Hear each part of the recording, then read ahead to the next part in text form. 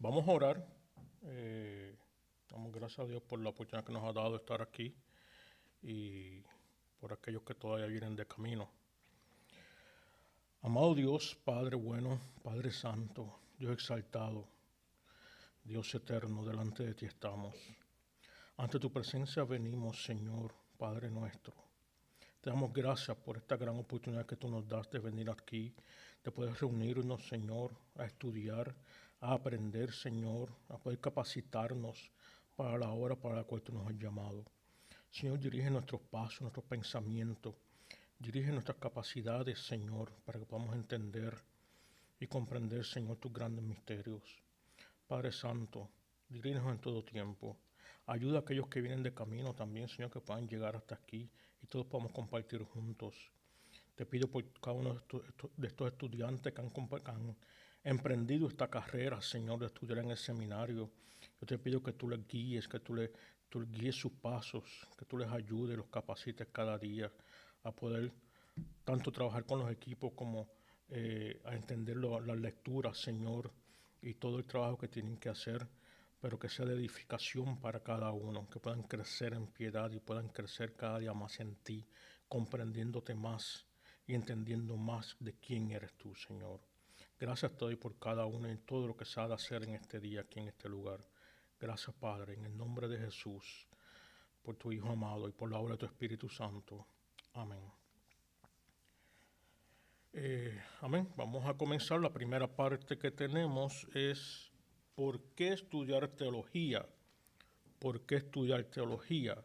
Ustedes han estado en la clase de teología, introducción a la teología, y estoy seguro que habrán ya estudiado algunos de los términos, si han leído ya ese librito verde, La Sana Doctrina. Me imagino que ya habrán ampliado un poco su vocabulario y habrán entendido algunos conceptos que tal vez anteriormente no tenían. Quiero tocar en el día de hoy tres conceptos, tres ideas generales, tres términos generales. El primero es doctrina. ¿Quién me dice que es doctrina? ¿Ah? Una enseñanza, ¿verdad? Una doctrina es una enseñanza. Según la definición nos dice que viene del latín doctrina, del verbo docio, enseñanza, instruir o educar. Y nos dice que es la exposición sistemática y lógica de las verdades sagradas de la Biblia, procurando el perfeccionamiento espiritual del creyente. La doctrina cristiana se aprovecha de los recursos de la didáctica y de la homilética. Su método puede ser tanto deductivo como inductivo. Ella puede venir también en forma de credo, declaración de fe o dogmática. Todo esto es importante, ¿verdad? Y según esa definición, nos dice que es primeramente basada en las escrituras, en la Biblia, y que puede llegar a nosotros de diferentes maneras. Pero por eso es importante que continuemos estudiando, aprendiendo más y no conformarnos simplemente con quedarnos en un plató. Llegué a cierto nivel, entendí ciertas cosas y aquí me quedo, esto es suficiente. Siempre debemos continuar indagando. La vida del creyente es una vida de estudio, es una vida de aprendizaje, una vida de crecimiento. Por eso la Biblia nos llama una y otra vez a crecer o a ser edificados. Edificado es la imagen de construcción, donde se pone un ladrillo sobre otro ladrillo hasta que se hace una construcción. Y la Biblia utiliza estos términos del crecimiento, de la edificación. Quiere decir que tenemos que ir aprendiendo cada día más para poder ser edificado, para poder continuar creciendo. La persona que no continúa estudiando se queda en un plano y ahí en ocasiones lamentablemente hay muchas personas, muchos cristianos que dicen ya yo conozco todo lo que tengo que conocer, no tengo que aprender nada más. Y eso es un grave error, es un grave error. Tenemos el término doctrina ortodoxa. Una doctrina ortodoxa viene también del término doceo, enseñanza, instrucción, educar, del griego ortodoxos, que es una verdad correcto. Esto nos dice, verdad, que es un sistema de enseñanza o de doctrinas que son correctas. Y estas están fundamentadas, claro, para tener una doctrina ortodoxa, una doctrina correcta, tiene que ser fundada en las Escrituras. Cualquier doctrina, cualquier enseñanza que nosotros podamos obtener y que venga de afuera, de otra fuente, de cualquier tipo de otra fuente, no es una doctrina, no es una doctrina ortodoxa. No está basada en la palabra respirada o inspirada de Dios. Es una doctrina foránea. Y por eso es importante, por ejemplo, ese librito que se llama La Sana Doctrina.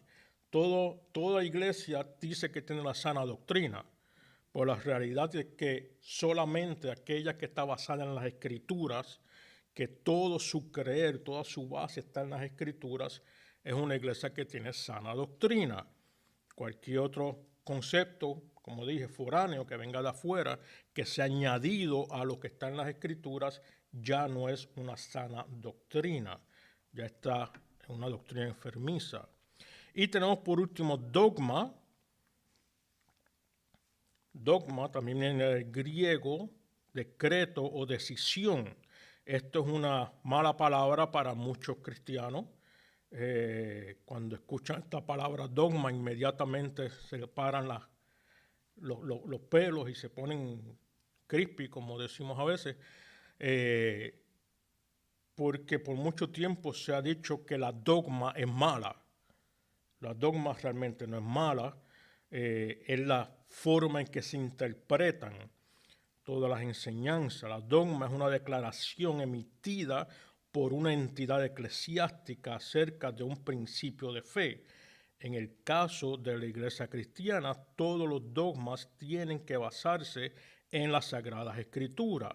De lo contrario, no es dogma, es tradición y hasta herejías. Y esto lo podemos ver muchas veces hoy día en muchas de las iglesias que tienen prácticas las cuales no son bíblicas, son extra bíblicas y son únicas de esa congregación o de ese movimiento, y esto se convierte entonces en dogmas heréticos. Tenemos algunas controversias doctrinales. Vamos a tocar algunas de esas controversias doctrinales. Y la primera controversia doctrinal es que la doctrina divide. Esa es la número 1, la doctrina divide. Y vemos en el próximo donde dice, el espíritu del anticristo que está en este mundo. Eso lo encontramos en las Escrituras. Toda entendimiento, comprensión o traducción o añadidura que se le haga a las Escrituras viene del espíritu del anticristo. Y permítanme explicarles un momento esto. Anticristo en este caso se refiere a todo aquello que va en contra o quiere suplantar la enseñanza de Cristo. No se refiere a una persona, se refiere al pensamiento. Inmediatamente después de la palabra antes de la palabra anticristo encontramos el término espíritu. Espíritu no se refiere a una entidad, un fantasma, un ser que anda por ahí volando, se refiere a un tipo de pensamiento. La palabra espíritu de neuma, ¿verdad? Tiene tanto pensamiento como aire, como respiro, como viento. Los vehículos, no sé si todavía se utiliza la palabra, pero antiguamente se utilizaba el término los neumáticos. Quería decir que tenían aire dentro de las ruedas. Se llamaban neumáticos, porque tenían aire, viene del griego neuma, que es aire, respiro, pensamiento, idea.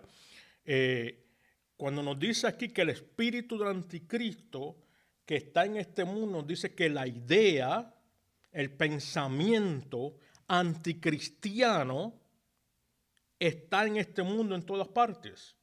desde aquellos tiempos que se escribió la Biblia hasta el día de hoy. Hoy lo vemos rampante donde quiera. Inclusive una nación como esta que comenzó bajo principios cristianos, no religiosos, cristianos, encontramos que ya hoy día públicamente confesar que tú eres cristiano es mal visto. Eso nos dice que el espíritu del anticristo ha estado dominando la cosmovisión en esta nación. Encontramos no solamente aquí, en países como Europa, también está pasando. En continentes como Europa, muchos de los países, tú dices que tú eres cristiano y ya eres mal visto, ya eres rechazado, ya eres marginado, porque no creen que el cristianismo sea válido, que tenga razón de ser ya hoy día. Inclusive nos tildan de ser, de odiar a todas personas porque no aceptamos a todo el mundo. ¿Por qué no aceptamos a todo el mundo? Porque nos basamos en lo que dicen las Escrituras. Y si la Escritura nos dice que una práctica es pecaminosa, pues entonces no podemos aplaudirla y aceptarla abiertamente. Y por esto somos rechazados. Pero Cristo había hablado de esto. Cristo ya nos había dicho que íbamos a ser rechazados por el mundo por amarlo a Él. En Mateo 10, 34 al 39, ven que me lo busque rapidito. Un voluntario que lo busque rapidito, lo lea con voz fuerte, como si estuviera pidiendo comida en la casa. Mateo 10, 34 al 39. Adelante. Dice, no piensen que vine a traer paz a la tierra, no vine a traer paz, sino espada. Porque vine a poner al hombre contra su padre, a la hija contra su madre y a la nuera contra su suegra. Y los enemigos del hombre serán los de su misma casa. 37. El que ama al padre o a la madre más que a mí no es digno de mí. Y el que ama al hijo, a la hija más que a mí, no es digno de mí. 38. Y el que no toma su cruz y sigue en pos de mí, no es digno de mí. 39. El que ha hallado su vida, la perderá, y el que ha perdido su vida por mi causa, la hallará. Amén. Ahí tenemos a Cristo mismo dando testimonio de que Él no vendría a traer paz sino espada. Quiere decir, venía a ser división. ¿Por qué división? Porque todo aquel que toma su cruz cada día y sigue a Cristo, quiere decir que se somete a Cristo, se humilla delante de Cristo para seguirlo completamente, como somos demandados a hacerlo, va a traer controversia, inclusive en su propia casa, inclusive con su propia familia. Hace tiempo atrás escuchamos de un pastor que decía que si te invitan a una fiesta homosexual, tú puedes ir y hasta llevar un regalo. Esto trajo mucha controversia. Esta mañana precisamente venía escuchando un programa, un podcast, y hablaba de un pastor que esto salió en la noticia en New York Times en esta semana, donde un pastor de años en California, su hijo de 15 años le confesó que era homosexual. Y él, después de analizar y empezó a darle vuelta al asunto, supuestamente un pastor que había sido anti-homosexual toda su vida, cambió su pensamiento y dice que sí, que ahora él es pro LGBT, porque Dios lo llama a amar a su hijo. Entonces, vemos que pone a su hijo por encima del amor de Dios. Pone a su hijo por encima del amor del hijo. Y nosotros somos llamados a amar a Dios por encima de todas las cosas, con toda nuestra fuerza, todo nuestro ser, con todo nuestro entendimiento. Van a haber momentos difíciles, sí lo van a haber. Van a haber momentos en que vamos a ser confrontados. Va a haber momentos en que vamos a tener quizás que tragar hondo y quizás aún llorar delante de Dios por una situación. Pero cuando amamos a Dios por encima de todas las cosas, cuando tenemos un correcto entendimiento y sabemos a quién estamos sirviendo y lo que nos ha llamado a hacer, tenemos que tomar esas decisiones difíciles. Y en casos como este, decirle, yo te amo, yo te quiero, pero mi Dios es primero. Lo que Dios ha determinado va por encima de todo lo demás. Nuestros hijos son pecadores. Sea homosexualismo, sea adulterio, sea mal hablado. Nuestros hijos son pecadores, como lo éramos nosotros. Nosotros no hemos hecho diferencia. Dios ha tenido misericordia con nosotros y hoy podemos estar aquí. Hoy podemos darle gracias a Dios por la gracia que Él ha tenido hacia nosotros. Lo que podemos pedirle por nuestros hijos, Señor, sálvalo. Señor, tráelo como sea, tráelo. Pedirle intervenir por ello. Pero cambiar nuestro pensar hacia Dios para defender el pecado de nuestros hijos, eso no está correcto. La palabra nos llama, lo dijo en la lectura que dimos, que viene a traer espada. Habrá división entre nuestro pensar y el pensar de nuestros hijos, entre nuestro pensar y el pensar de nuestros padres, entre pensar y el pensar de nuestro cónyuge en ocasiones. Pero tenemos que saber en quién hemos creído. La doctrina divide, sí, la doctrina divide. Ciertamente la doctrina divide. Inclusive, cuando tenemos una sana doctrina, una doctrina completamente basada en las Escrituras, anclada en las Escrituras, todo lo que hacemos lo hacemos porque es lo que nos dice la Escritura, y encontramos otros creyentes que no piensan del mismo modo, que profesan a Cristo, pero están bien con servir al mundo, va a traer división. Va a traer división, va a traer conflicto. La doctrina sí, es cierto, la doctrina divide, pero debemos siempre estar en Cristo. El otro punto sería el señorío de Cristo. El señorío de Cristo. Tenemos ahí el señorío, el Señor Jesús es el Señor. Romanos 10:9, alguien me lo puede ir buscando. Otro me busca 1 Corintios 12:3 y un tercero me busca Filipenses 2:11. Esperaba más gente, así que tenía más versos bíblicos aquí.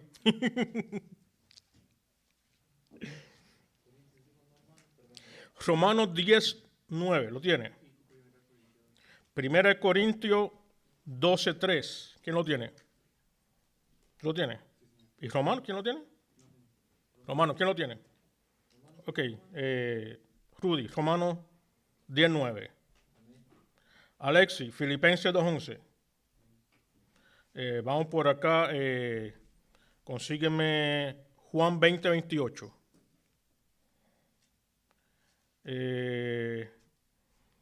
Vamos a empezar, hermano Pérez. Lucas 19:31. Y su esposa Lucas 6:46. Lo tenemos. Todo tiene su verso. Le traes uno para cada uno para que nadie pelee. No, me faltó Sócrates. Ya mismo te doy uno.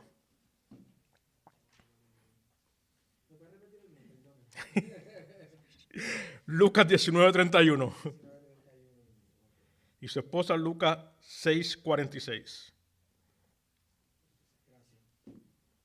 Ok, tenemos primeramente, la palabra nos llama que Jesucristo es nuestro Señor. Okay. Y lamentablemente, tú puedes preguntar en casi toda iglesia cristiana protestante y te van a decir, sí, Jesucristo es el Señor. Pero ¿qué realmente significa esto? Son cosas diferentes. Son ideas diferentes. Algunos tienen la idea bíblica, que es lo que debemos tener, la idea bíblica del señorío de Cristo. Otros no llegan a ese lugar. Dicen, no, Él es mi Señor, es santo, puro y bueno, pero ahí no vamos. Vamos a ver primeramente Romanos 10:9. Como si estuvieras pidiendo comida en tu casa, bien fuerte. Dice, que si confiesas con tu boca a Jesús por Señor y crees en tu corazón que Dios lo resucitó entre los muertos, serás salvo. Ese verso es sumamente importante, especialmente en el contexto en que fue escrito. Se le está escribiendo a la iglesia a los romanos, los cuales estaban siendo perseguidos porque no confesaban a César como Señor. Por tanto, cuando Pablo le dice a la iglesia de Roma, si confiesas a Jesucristo como Señor, estaba diciendo en otras palabras, si tú estás dispuesto a con tu boca confesar lo que te va a costar la cabeza, serás salvo. O sea, en otras palabras, si tú estás dispuesto a darlo todo por causa de someterte a Cristo, realmente tú eres salvo.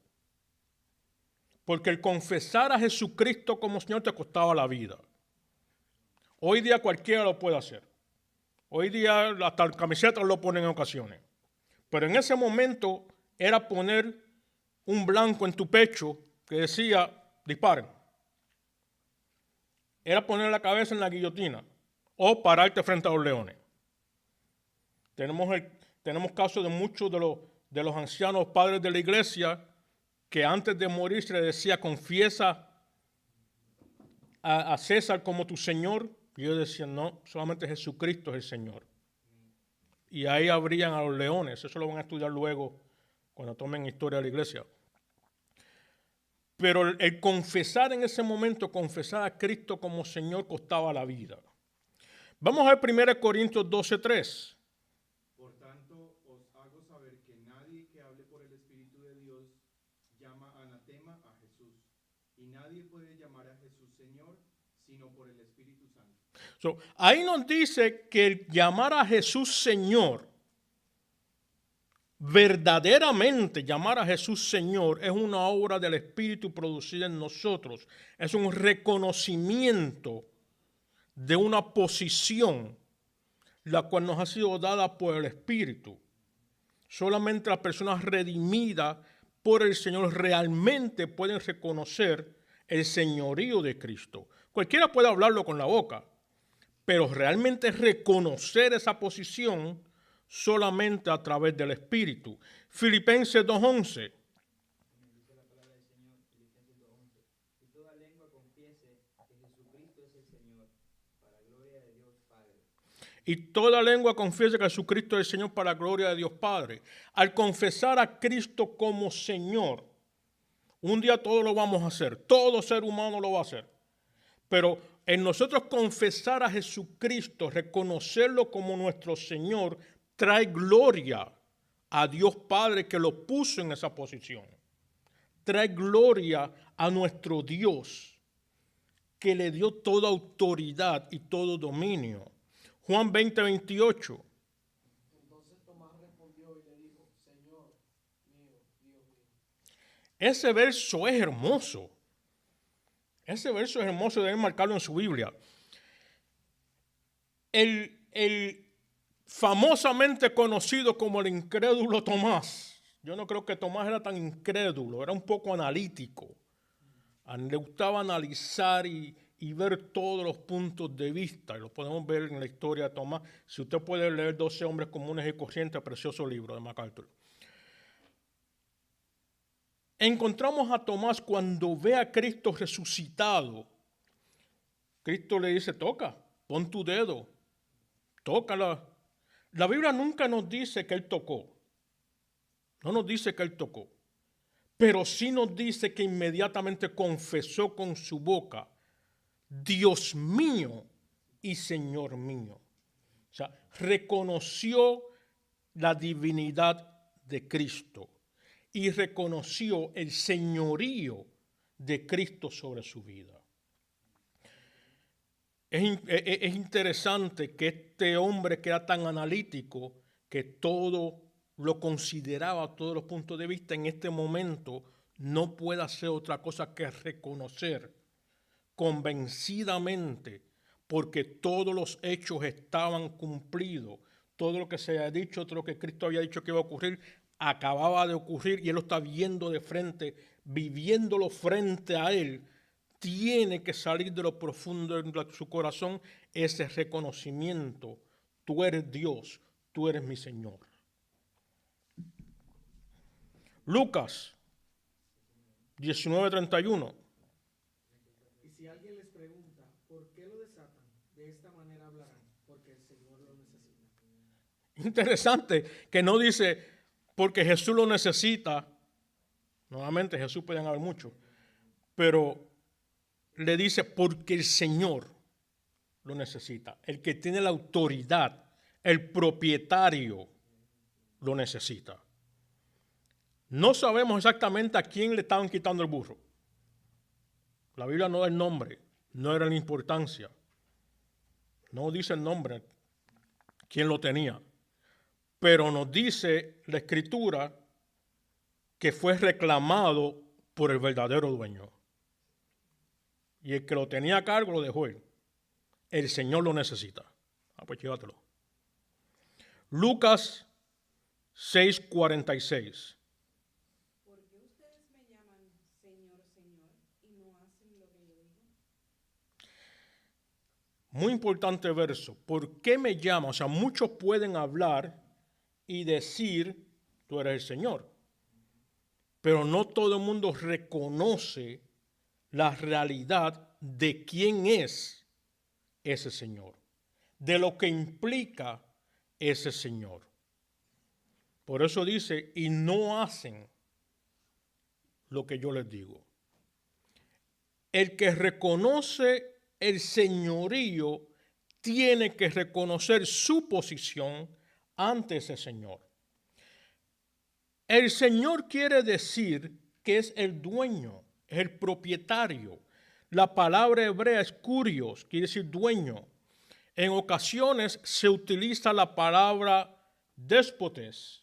Esa nos suena un poquito más latina, ¿verdad? Como que no nos viene. Quiere decir dueño absoluto. Absoluto, no hay nada más. Casi siempre se utiliza el término kurios, que es el dueño, propietario. La palabra nos llama que nosotros fuimos comprados a precio de sangre. Fuimos redimidos. Nuestra deuda fue pagada. Ahora somos linaje escogido, real sacerdocio, pueblo llamado por Dios. O sea, pertenecemos, somos propiedad. Y eso es donde muchos no quieren llegar. Ahí es donde muchos no quieren llegar. Reconocemos, sí, Él es Señor, qué bueno que es Señor, pero que yo soy propiedad de Él. El yo ser propiedad de Él implica lo que decía este último verso, que todo lo que Él diga, yo tengo que hacerlo. Y no, yo estoy dispuesto a la pesitita de ofrenda, yo estoy dispuesto a cantar 2 o 3 coritos, escuchar un mensaje más o menos bueno, pero hacer todo lo que... No es para tanto. No es para tanto. Curio significa como propietario. Dueño. Curiosamente, el Nuevo Testamento, la palabra que utiliza para nosotros es el término doulos. El término doulos. El término doulos quiere decir esclavos. No quiere decir siervo. Quiere decir esclavos. Curiosamente, cuando la Biblia fue traducida,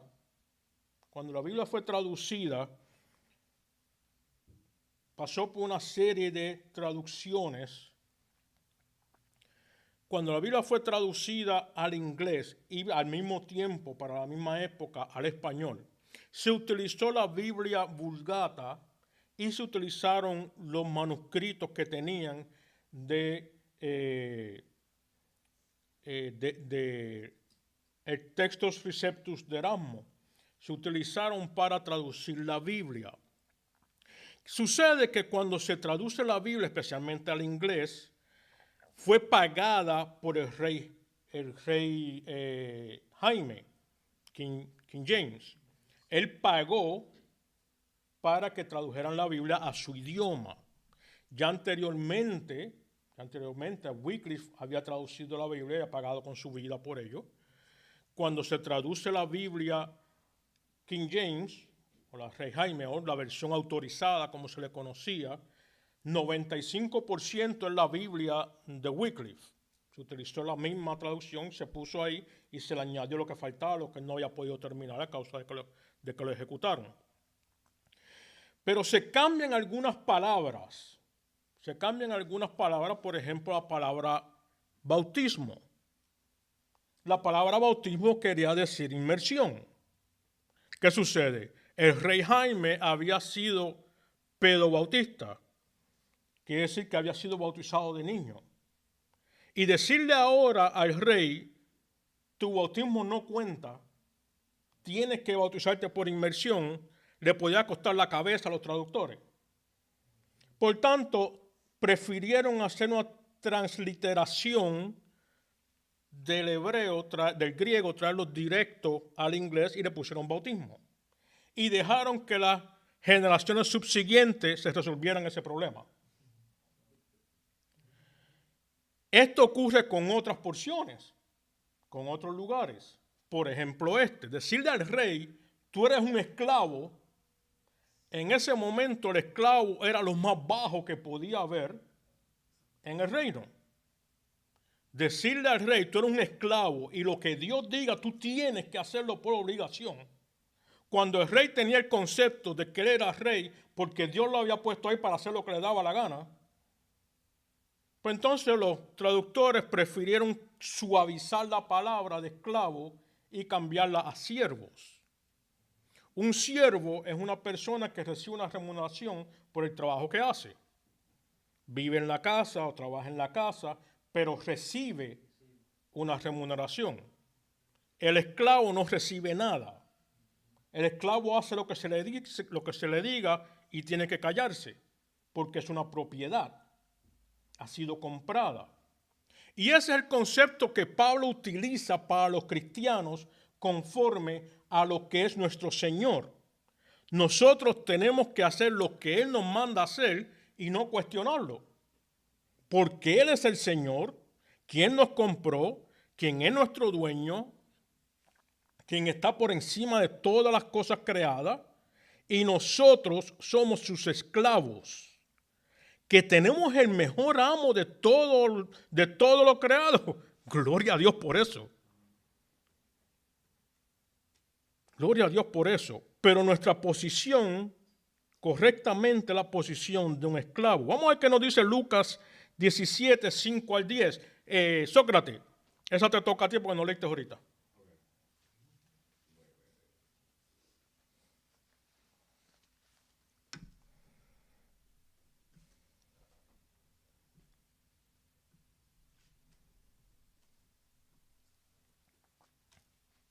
Cinco a 10. 5 al 10, capítulo 17. Dijeron los apóstoles al Señor, aumentanos la fe. Entonces el Señor dijo, si tuvieras fe como un grano de mostaza, podráis decir a este Sicómoro. desarraigarte y Ya. plantarte en el mar y os obedecería. ¿Quién de vosotros, teniendo un siervo que hará o apaciente ganando, al volver el del campo, luego le dice, pasa, siéntate a la mesa, no le dice más bien, prepárame la cena,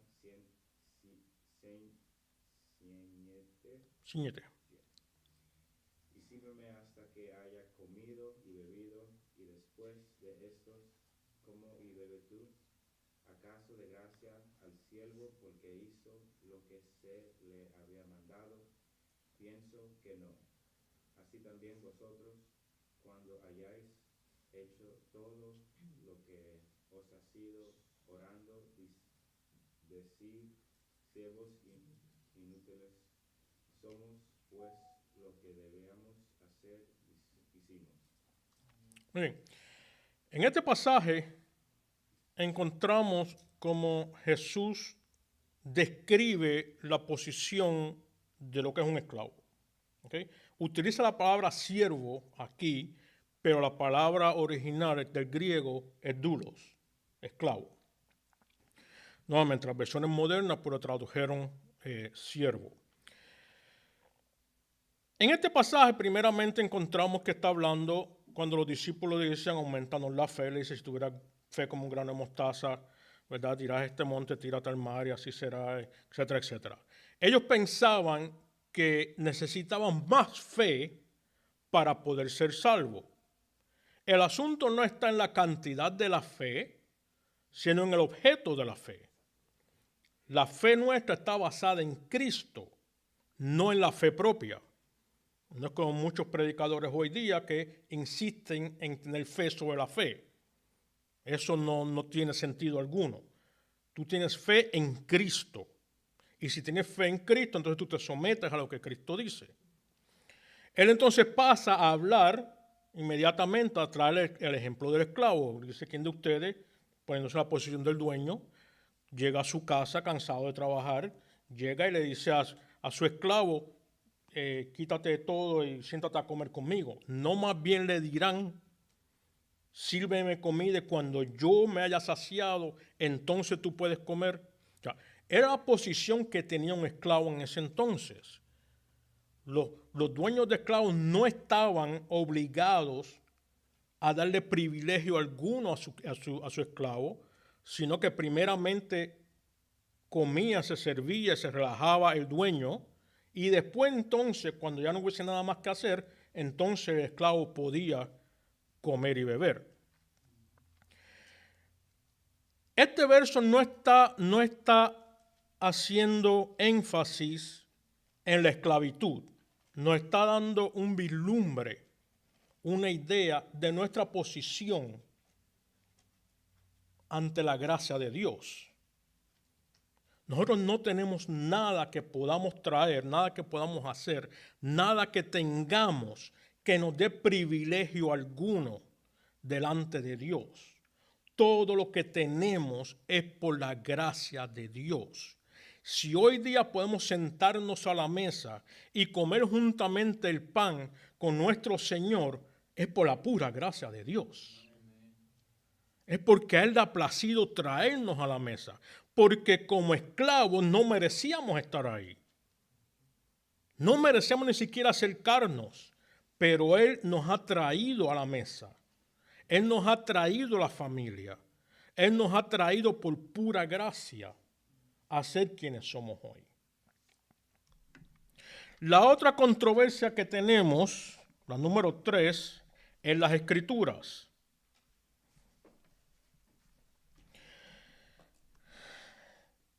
He escuchado muchas veces que la gente dice que la Biblia contiene la palabra de Dios. ¿Es eso cierto?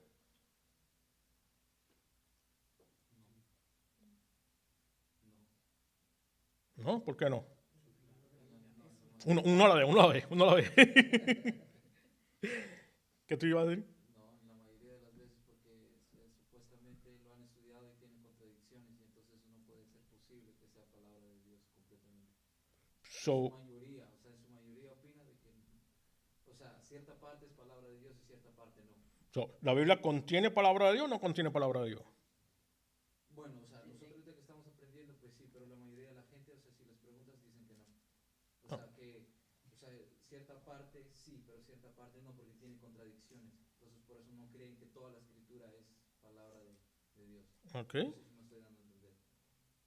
No sé si tenga que ver entonces cambiar la preposición. No es que la Biblia es la palabra de Dios. Ok. La pregunta fue que tenía mal, porque él está preguntando, ¿la Biblia es la palabra de Dios? Sí. No, yo pregunté, ¿la Biblia contiene la palabra de Dios?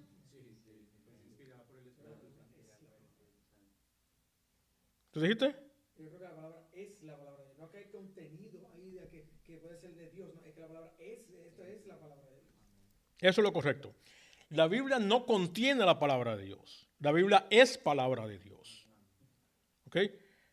Eso se conoce como la inspiración plenaria, completa, totalmente. Cada jota, cada tilde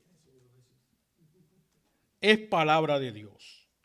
La palabra es inspirada de Dios. Toda la escritura es inspirada de Dios. Por tanto, no contiene. El contener quiere decir que tiene, como explicaba Rudy, unas partes sí, unas partes no. Eso sería contener. Pero escuchamos muchos aún predicadores que dicen abiertamente que la Biblia contiene la palabra de Dios. Esto puede ser por pura ignorancia. aunque la ignorancia no es excusa, pero puede ser también porque es lo que creen realmente y están convencidos de esto. El mayor problema con este asunto es quién decide qué es y qué no es la palabra de Dios. Ese sería el mayor problema. Cuando la Escritura nos dice que toda la Escritura es inspirada de Dios. Si toda Escritura es inspirada, ese término quiere decir respirada por Dios, entonces toda la Escritura es su palabra. ¿Da? Y los hombres de Dios hablaron siendo llevados por el Espíritu para escribir las palabras. Vamos a ver qué nos dice 2 Timoteo 3:16, lo cual se supone que también sepan de memoria. Eso viene en el examen. 2 Timoteo 3:16. Sí, el primero que lo tenga. Toda escritura es inspirada por Dios y útil para enseñar, para reprender, para corregir, para instruir en justicia. Toda escritura es inspirada por Dios. Y después nos da, ¿verdad?, unos adjetivos ahí que nos dice para qué es útil la palabra. Básicamente para toda nuestra vida. En nuestras reglas de fe y práctica. Todo lo hacemos conforme a lo que nos dice la Escritura. Esto a muchos les es sumamente difícil. Muchos no quieren que esto sea porque tienen que ajustarse, dicen ellos, a una camisa de fuerza. Sin embargo, una persona no puede ser más libre que cuando es esclavo de Cristo. Ahí tenemos nuestra verdadera libertad. Ahí realmente es cuando podemos comenzar a disfrutar la vida como fue diseñada a ser. Tenemos lo que se conoce como el texto crítico. Voy a pasar ligero por esta parte, pero es bueno que conozcan un poco de esto. El texto crítico, esto surge para fines del siglo XVIII, surge en Alemania con un grupo de filósofos, antropólogos y aún algunos teólogos no cristianos. Y cuando digo teólogos no cristianos, ellos decían que sí lo eran, pero la realidad es que cuando vemos su pensar, cuando vemos su ideología, tenemos que decir que esta gente ni siquiera habían sido regenerados por Cristo. Estos eran completamente paganos y hasta ateos, pero llevaban el título de ser teólogos. Estos individuos comenzaron a cuestionar la Biblia, comenzaron a cuestionar qué era y qué no era realmente palabra de Dios.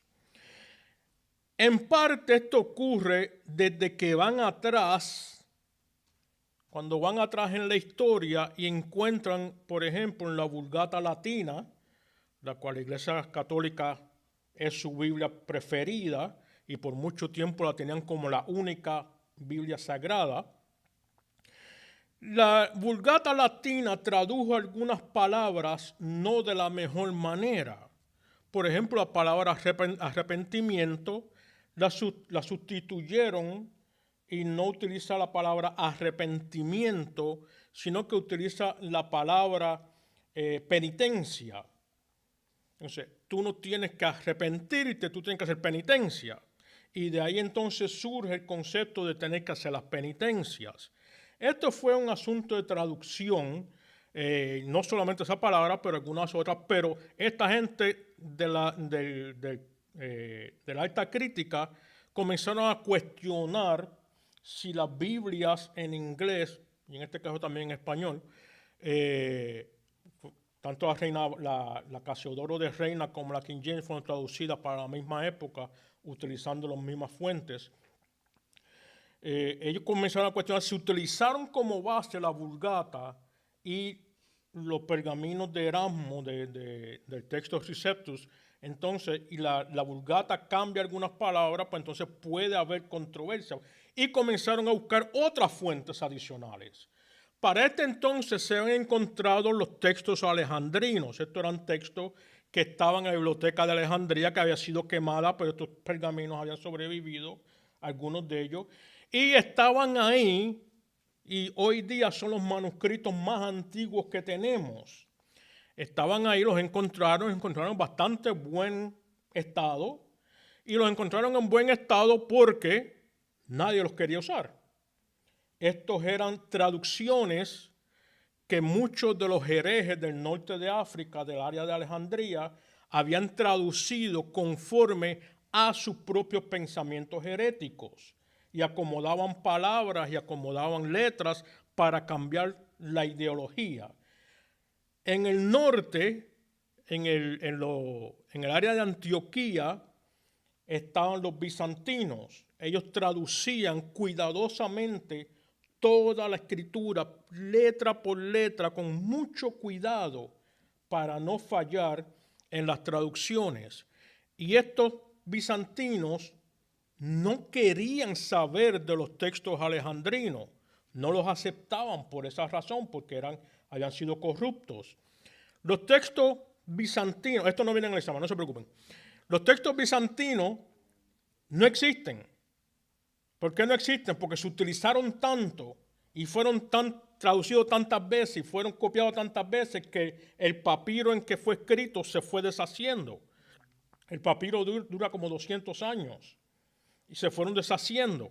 Tanto, ya esos pergaminos no existen, pero existen muchos otros documentos de esa época donde copiaron de esos textos, hicieron argumentos de esos textos, hicieron comentarios de esos textos, y eso todavía existen hoy.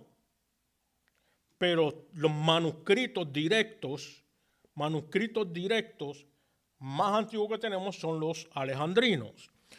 Por eso en muchas de sus Biblias usted puede encontrar en ocasiones una letrecita al lado de la palabra, y cuando usted le da esa letrecita, especialmente si lo tiene electrónico, o si busca al pie de la página, le dice: este verso no está en los manuscritos más antiguos. Esos manuscritos más antiguos nuevamente son los textos alejandrinos, los cuales no son los más fieles. No son los más fieles. Entonces hay que tener cuidado cuando vamos a esos conceptos y vemos esas palabritas o esos versos y nos dice: esto no está en los textos más antiguos, o esto aparece en los textos más antiguos. Tenga cuidado con esas. En ocasiones cambian palabras, cambian frases. Más luego se estudiará más de ese tema. Eso no viene en el examen. También tenemos la sola escritura. Si usted pregunta a casi todas las iglesias cristianas protestantes, le van a decir: sí, nosotros creemos en la Biblia. Nosotros creemos en la Biblia, nuestras reglas de fe y conducta, nuestras reglas de fe y creer, o no, cualquier cosa parecida así. Pero realmente, ¿hasta dónde creen en la totalidad de la Escritura? Ya mencionamos anteriormente que muchos creen que contiene. Por tanto, si la Biblia contiene, hay partes por las cuales yo no me tengo que regir. Yo tuve una profesora hace años atrás, estudiando en Buffalo, tuve una profesora que era una monja católica y estaba estudiando introducción al cristianismo, y ella decía que los escritos del apóstol Pablo no son dignos de leer, porque Pablo estaba mal de la mente. Esto es una monja católica. O sea, Pablo está mal de la mente.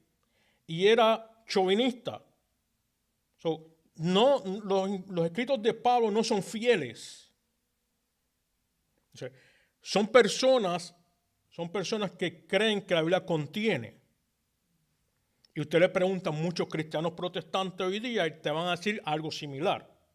No es que Pablo tenía este tipo de pensamiento. O Pablo no se llevaba con la mujer. Yo he escuchado eso. Pablo no se llevaba con las mujeres.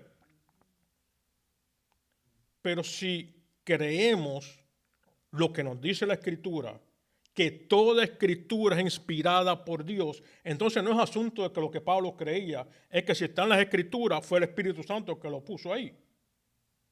Fue el Espíritu Santo quien movió al escritor a poner eso ahí. No fue capricho de Pablo, no fue capricho de Pedro o de Juan. Fue el Espíritu Santo quien movió a ese escritor a poner lo que haya puesto ahí. Rudy. Aunque diga, hay algunos escritos donde dice: yo pongo esto de mi parte, ¿no? Sí, cuando Pablo dice: esto lo digo yo, esto lo digo yo, lo que está diciendo es, yo estoy recibiendo esto, esto es lo que Dios me ha dado. Pero cuando dice, esto lo digo por el Espíritu, está haciendo alusión, está reforzando la enseñanza con algo que ya está escrito. Tú puedes buscarlo en algún otro sitio y vas a encontrar esa enseñanza en algún otro sitio. Cuando él dice lo digo yo, es directo lo que él está poniendo. Pero es inspirado por el Espíritu. Claro, porque esos son los tipos de argumentos que usan esas personas, que las escrituras no es 100% inspirado. Sí, toda la escritura es inspirada por Dios. Ellos dicen, entonces, ¿cómo me explicas esto? Esto lo puso el escritor, lo que usted acaba de decir. Sí. Encontramos, por ejemplo, hablando de Pablito, encontramos que él habla de una carta a los Corintios, una segunda carta a los Corintios, las cuales no aparecen en el médico chino. Él dice, mi otra carta, hace referencia a la otra carta. Esa carta no aparece en ningún sitio. Sería la segunda carta a los Corintios, la cual está perdida. Y la segunda carta a los Corintios es lo que realmente sería la tercera carta a los Corintios. Los perdí ahí. Él escribió la primera, escribió una segunda que se perdió, que no la tenemos, y escribió una tercera. La tercera, lo que hoy tenemos como segunda, porque la del medio se perdió. Ahora, ¿por qué no está ahí? ¿Cómo? Dios no lo permitió. Toda palabra que Dios inspiró está en la Escritura. Si no está en las Escrituras, no importa quién lo haya escrito, no está ahí. El Espíritu no lo inspiró. ¿Ok? Eso es parte de lo que se conoce como la preservación de las Escrituras. Dios ha preservado su palabra. Lo que no es palabra suya, no importa quién lo haya escrito. Pablo pudo haber escrito muchas cartas más. Se habla de una carta a la Odisea, no aparece en ningún sitio. Juan pudo haber escrito muchas otras cartas. Pedro pudo haber escrito más. Pero no quiere decir que era inspirado. Lo que fue inspirado, la palabra que Dios inspiró, está ahí. Si no está, es que no fue inspirado. ¿Ok? ¿Me siguen hasta ahí? Como los libros apócrifos. Los libros apócrifos no fueron inspirados. De hecho, aún los mismos católicos antiguos decían estos libros. Jerónimo, quien tradujo la Vulgata, él decía, estos son libros espurios. Quiere decir, esto es basura. Algunos de ellos tienen valores históricos de la era, pero no son inspirados de Dios. Entonces, por eso no los tenemos en la Biblia. Hebreos 1:2. Voy terminando ya. No pensé que iba a hablar tanto. Hebreos 1:2, ¿quién lo tiene? Adelante. En los últimos días nos ha hablado por su Hijo, a quien constituyó heredero de todas las cosas, por medio de quien hizo también el universo. Ahí nos dicen, en los últimos días nos ha hablado a través de su Hijo. El versículo anterior nos dice, en los tiempos antiguos, Dios nos habló de muchas maneras y por muchos medios, por los profetas, etcétera, etcétera, etcétera. Nos dicen, en los últimos días nos ha hablado a través de su Hijo. Él es la revelación máxima, la palabra. Por eso Juan dice, en el principio era el verbo, y el verbo era con Dios, y el verbo era Dios. El Hijo de Dios es la expresión máxima de la revelación divina. Él es la palabra, no hay nada más fuera de él. Entonces, hasta él, ahí está lo sumo de lo que Dios iba a hablar. Pero entonces, ¿cómo es que tenemos libros después de que él vivió? ¿Cómo es que los apóstoles escribieron después de él? Los apóstoles escribieron lo que aprendieron de él. Ellos no están inventando. Ellos no están recibiendo cosas diferentes. Ellos están hablando lo que aprendieron, lo que vivieron, lo que experimentaron juntamente con él. Y eso es lo que ellos están escribiendo. Y ese es el principio de la iglesia, la historia del principio de la iglesia, que nos refleja cómo la vida de Él vino a transformarnos. O sea, una vez que Juan termina, en el 95 aproximadamente, termina de escribir, se cierra, ya no hace falta nada más. Ya no necesitamos ninguna palabra extrabíblica o revelación o profecía extrabíblica, porque ya la palabra profética más segura ya la tenemos. Está en las Escrituras, ya la Biblia fue cerrada, no hace falta nada nuevo. Si no podemos conducirnos por lo que nos dice la Escritura, entonces realmente no hemos conocido a Dios. Estamos faltos todavía de conocer el señorío de Cristo, de conocer la palabra inspirada de Dios. Estamos faltos de conocer a Dios. La palabra es la expresión donde Él dejó todo para nosotros, para todos estos años y hasta que Él venga. No hace falta añadirle. De hecho, la palabra es toda inspirada, lo hemos visto. Dios es un Dios santo, es un Dios puro. Si Él habla a una persona hoy día, esa palabra no puede fallar. Esa palabra es santa, es pura, porque viene de ese Dios. Entonces, esa palabra hay que añadirla a la Biblia. Pero la Biblia nos dice en Deuteronomio, en Proverbios y en Apocalipsis, no la añades ni la quites. Entonces, si no podemos añadirle, tenemos que decir, pues Dios no está hablando. Dios habló. Dios habló y dejó lo que necesitábamos escrito para nosotros. ¿Por qué en el Antiguo Testamento hablaba por profetas y por visión? Porque no había la palabra escrita. Se estaba escribiendo, se estaba desarrollando. Y Él permitió que esté escrito lo que nos va a ser útil para nuestro crecimiento espiritual. Dios es insondable e inescrutable.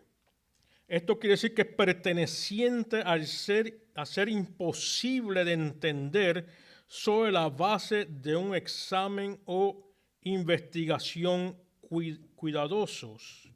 Imposible de entender, insondable, imposible de comprender. Romanos 11:33, ¿quién lo tiene? Y Efesios 3:8, ¿quién lo tiene?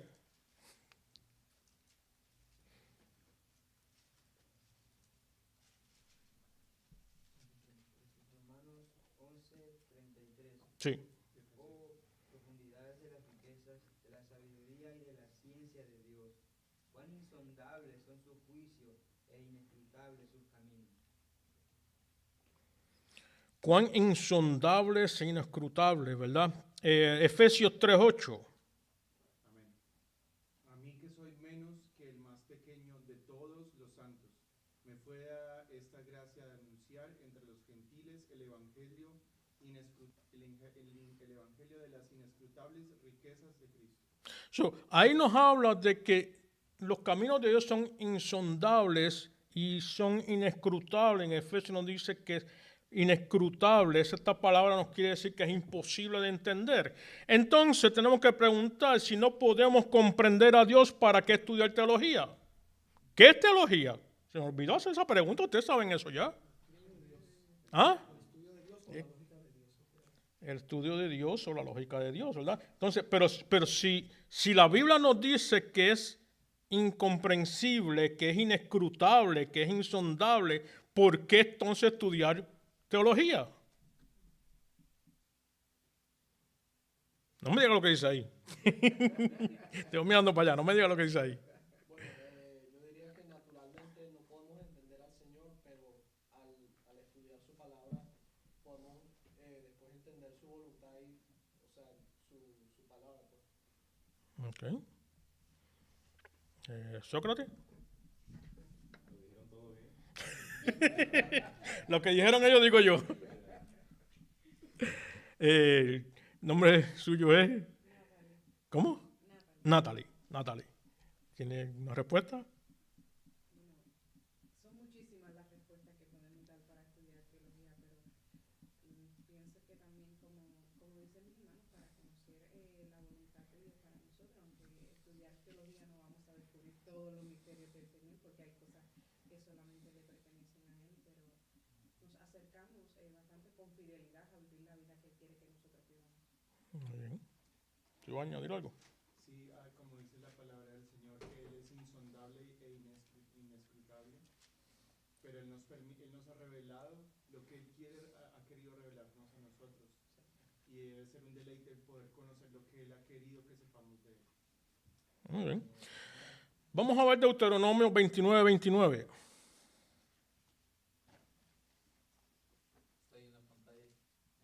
Está ahí en la pantalla. Primeramente podemos dividir este verso en 4 partes. Lo primero que nos dice es que las cosas secretas pertenecen a Dios. Si las cosas secretas pertenecen a Dios, esto nos dice que hay cosas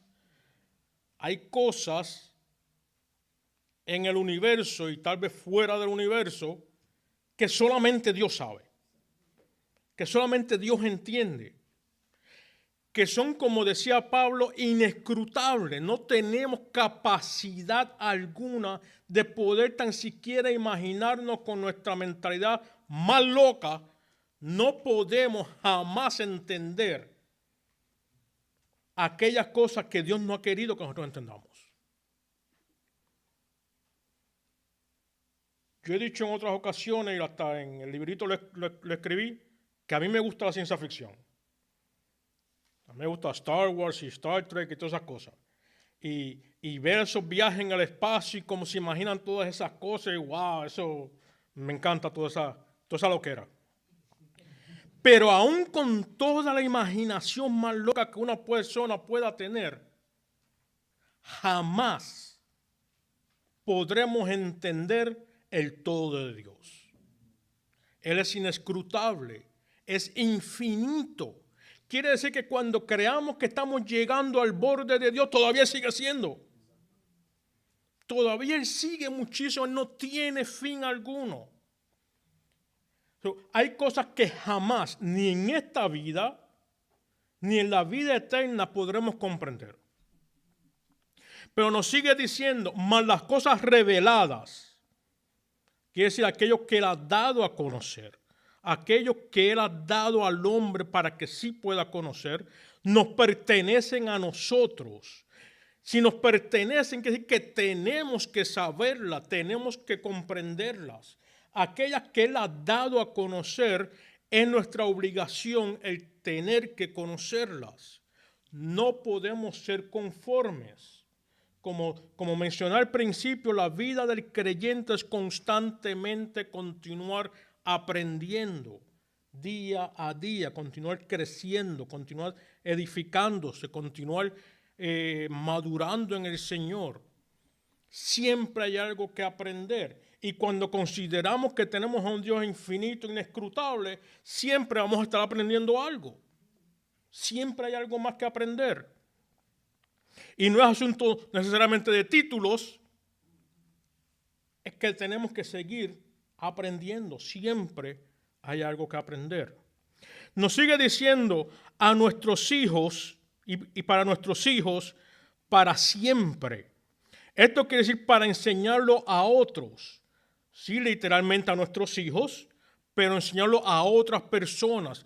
No solamente para quedarnos con el conocimiento, porque cuando nos quedamos con el conocimiento, lo único que hacemos es ponernos grandes.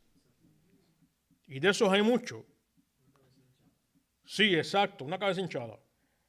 Tenemos que continuar aprendiendo para poder compartir ese conocimiento y ayudar a otros a que puedan también madurar y puedan también crecer y puedan también ser edificados. Tomar a otros de la mano y levantarlos y conducirlos por el camino correcto. A fin de guardar todas las palabras de esta ley. Ahí nos habla de guardar sus mandamientos, Juan 14, 23 y 24. Alguien que me lo lea rapidito. Y otro me va buscando Eclesiastés 5, del 1 al 7.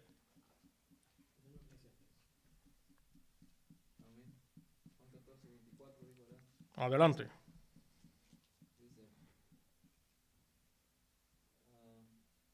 El que no me ama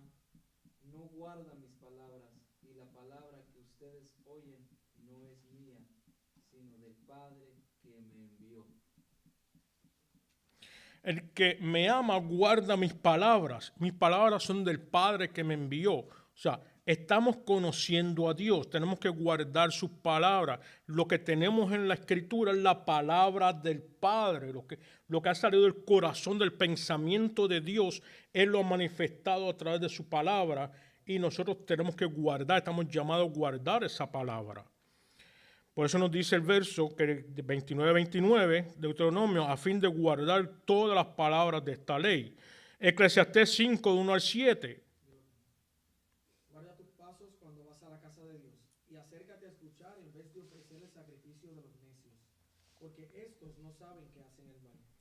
No te des prisa en hablar, ni se apresure tu corazón a proferir palabra delante de Dios, porque Dios está en el cielo y tú en la tierra.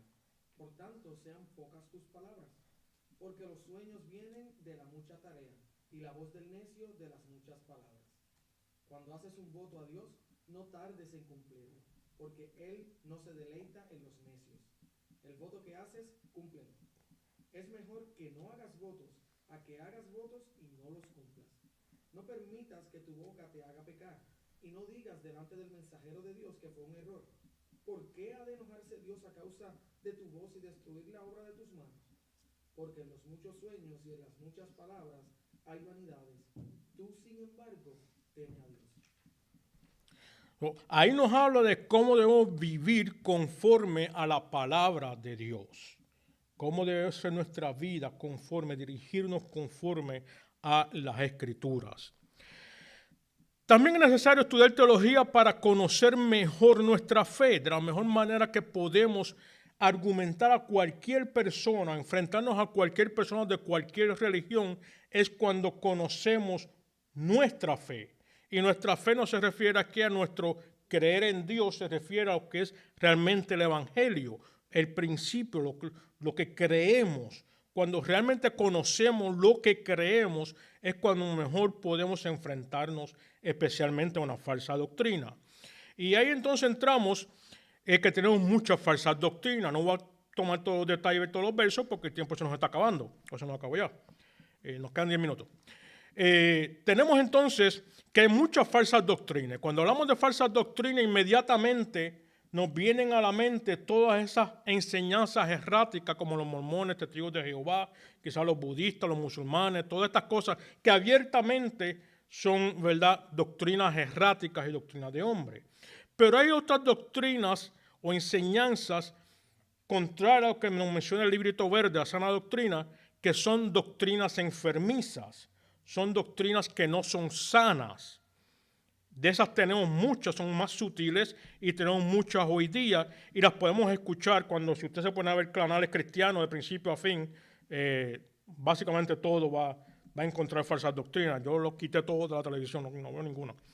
Tenemos personas que creen en la kenosis, la doctrina de la kenosis. Pueden apuntar la cita, no las vamos a leer por falta de tiempo, pero tenemos Filipenses 2:7, tenemos 2 Crónicas 8:9, Hebreos 2 del 9 al 18. La kenosis es la doctrina o la falsa doctrina que nos dice que Cristo se vació a sí mismo. Esto es basado en Filipenses capítulo 2, verso 7, que nos dice que tomando forma de hombre se vació a sí mismo. Ellos aluden a que Cristo dejó a un lado toda su divinidad para hacerse hombre. Si Cristo deja 1% de su divinidad, deja de ser Dios. Él no puede vaciarse. Él no puede quitar nada de su ser o deja de ser Dios. Y si deja de ser Dios, toda la creación se deshace. Porque Él no solamente la creó, sino que la sostiene. Si no hubiese Dios, no habría nada. No habría nada, absolutamente nada. ¿Y qué nada? Nada. ¿Verdad? Cuando nos habla de que Él se vació, no quiere decir que Él dejó a un lado su divinidad. Por el contrario, lo que nos quiere decir es que Él tomó sobre Él algo que no había y se limitó a ese persona, Él tomó esa forma de hombre. Al decir que se vació, quiere decir que bajó a la humillación, al nivel de hacerse hombre, a padecer como todos nosotros. No quiere decir que Él dejó de ser. Él es totalmente, Él es verdaderamente Dios y verdaderamente hombre. Él tomó sobre sí la forma de hombre. Esto lo podemos encontrar en Hebreos 2, del 9 al 18, lo explica mucho más claro, como Él tomó forma igual a nosotros para padecer como nosotros y de igual manera poder intervenir delante del Padre por nosotros. Al Él tomar forma de hombre, lo cual es una humillación para el Dios creador y sostenedor de toda la humanidad, ahí es lo que se conoce como la kenosis o el kenos. Esto no quiere decir que se vació, sino que se humilló. ¿Ya? No sujetó su posición tan alta, tan excelsa, como cosa a que aferrarse, sino que estuvo dispuesto a humillarse, a hacerse igual a los hombres, a hacerse a hacerse finito como nosotros. Eso es la humillación máxima. Sin embargo, aún Él se humilló más y fue hasta la cruz, que es la humillación más grande que podía recibir un ser humano. Y estuvo dispuesto a hacer eso por nosotros. Pero cuando escuchemos esto de personas predicando de la kenosis, tengan mucho cuidado porque Él no dejó de ser Dios. Muchos creen que nosotros somos de la misma especie de Dios, que somos una especie divina. Esto lo basan en Génesis 1:27. Le estoy mencionando estos conceptos porque son doctrinas falsas que hay en las iglesias protestantes hoy día. Muchos predican que somos de la misma esencia de Dios, porque así como en el libro de Génesis nos dice que cada fruto produce en acuerdo a su especie, y cada animal en acuerdo a su especie, y nosotros fuimos creados de imagen y semejanza de Dios, por tanto nosotros somos de la misma especie de Dios. Pero se olvidan de leer el capítulo entero que dice que Dios creó los árboles, creó los animales, creó los peces, creó todas las cosas para que produjeran en acuerdo a su especie. Y no porque hayan sido creadas por Dios quiere decir que son de la esencia de Dios. Así también creó al ser humano y nos dio que nosotros nos produjéramos en acuerdo a nuestra especie. Nosotros no podemos producir un águila, no podemos producir un caballo, solamente podemos producir otro ser humano y que se parezcan a nosotros. Miren esos dos que están allá atrás y pueden ver quiénes son sus padres. De ahí sale también el movimiento de los pequeños dioses. Esto viene del movimiento de palabra de fe. Está basado en Salmo 82:6, pero cuando leemos toda esa porción nos damos cuenta que está hablando del liderato de los hombres, que ellos están representando a Dios. Pero cuando seguimos leyendo la porción nos damos cuenta que Él le está diciendo que van a morir como hombres, van a morir igual que los seres humanos y van a regresar al polvo. No somos divinos. Tenemos otras doctrinas falsas, las cuales no nos da tiempo. Por último, quiero tocarles cuántas teologías hay. ¿Cuántas teologías hay? Bueno, básicamente hay dos tipos de teología. Está la teología sana, basada en la única verdad de Dios. En la única verdad de Dios. Alguien que me busque rapidito, quiero leer esta rapidito, nos vamos. Segunda de Reyes 19:15 al 19. Segunda de Reyes 19:15 al 19. Esta es la oración del rey Ezequías. La oración del rey Ezequías. Y hace una oración preciosa reconociendo la diferencia. Segunda de Reyes 19:15 al 19. Está la teología sana basada en la única verdad de Dios. Esta la podemos diferenciar en teología bíblica o teología sistemática, después estudiarán eso.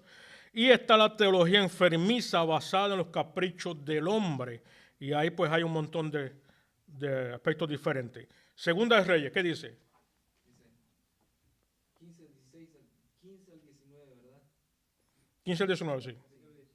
Y oró Ezequías delante del Señor y dijo: Oh Señor, Dios de Israel, que estás sobre los querubines, solo tú eres Dios de todos los reinos de la tierra.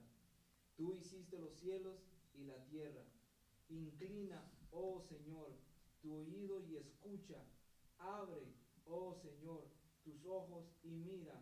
Escucha las palabras que Sennacherib ha enviado para injuriar al Dios vivo. En verdad, oh Señor, los reyes de Asiria han asolado las naciones y sus tierras, y han echado sus dioses al fuego, porque no eran dioses, sino obra de manos de hombre, de madera y de piedra. Por eso los han destruido. Y ahora, oh Señor, Dios nuestro, líbranos, te ruego de su mano, para que todos los reinos de la tierra sepan que solo tú, oh Señor, eres Dios. Preciosa oración. Él hace la diferencia entre lo que es el verdadero Dios y lo que son los dioses de las naciones hechas de materiales y por manos humanas. Nosotros fuimos creados para adorar a Dios. Fuimos creados, el ser humano fue creado para adorar, traerle honra, traerle gloria y honor a Dios. Cuando el hombre peca, nos separamos de Dios, quedamos apartados de esa capacidad de acercarnos al verdadero Dios. Pero fuimos creados con el propósito de adorar, por tanto, algo vamos a adorar. Alguna cosa vamos a buscar. En el ser humano innatamente está ese deseo de buscar algo mayor que nosotros y algo en que creer, algo que adorar. Por esa razón encontramos personas como Rudolf Otto, después pueden buscar ese nombre, era un filósofo alemán, quien en un estudio de casi todas las tribus y razas, cuerpos de seres humanos a través del mundo, grupos étnicos, él determinó que todo lugar, en todo sitio, todo tipo de personas siempre tiene un conocimiento del santo y tiene una inclinación hacia lo divino, porque eso está innato en nosotros. Pero si no conocemos correctamente nuestra teología, vamos a terminar adorando a algún Dios falso. Por eso es importante que conozcamos y estudiemos teología de una manera sana, una manera verdadera, incrustado solamente en la palabra. Amén. Oramos y nos vamos, tenemos un brequecito. Ya el maestro habló demasiado. Amado Dios, Padre eterno, te damos gracias en este momento por esta palabra que tú nos has dado. Gracias, Señor, por lo que hemos podido discutir en esta mañana. Te pido que cada uno de estos estudiantes pueda comprender, Señor, y aprender un poco más cada día y haya en ellos el deseo de continuar estudiando y continuar creciendo, madurando en la fe, creciendo, siendo edificados, para que así de igual manera puedan inculcar a otros estas verdades. Gracias te doy por cada uno de ellos, Padre, y por el otro grupo también, Señor. Gracias por todos los estudiantes del SRL y por todo lo que tú continúas haciendo con este ministerio. Te doy gracias en este momento, en el nombre de Jesús. Amén.